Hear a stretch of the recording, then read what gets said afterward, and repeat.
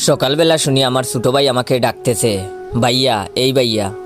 আমি বললাম কি হলো, এত সকাল সকাল ডাকতেছিস কেন? সে বলল, ভাইয়া 200টা টাকা দে না। আমি বললাম এই সাত সকালের টাকা দিয়ে কি করবি? সে বলল, দে না ভাইয়া, দরকার আছে।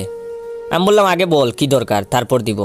সে বলল, বলতে পারবো না, টাকাটা খুব দরকার, আমার লাইফের প্রশ্ন ভাইয়া। আমি বললাম বলতে পারলে বল টাকার কি দরকার, না হলে ফুট এখান থেকে, আমার কাছে টাকা নেই। আগে বল কি দরকার, তারপর ভেবে দেখবো টাকা দেওয়া যায় কিনা।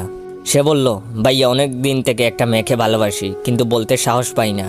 আজ অনেক কষ্টে মনের সাহস জুগিয়েছি, কিন্তু পকেটে সাহস নাই, টাকাটা দে না ভাই। আমি ওর কথা শুনে থ হয়ে রইলাম। আবার বলতে লাগলাম, সাব্বাস ভাই, এই না হলে আমার ভাই, আমার মানিব্যাগ থেকে টাকাটা নিয়ে যা।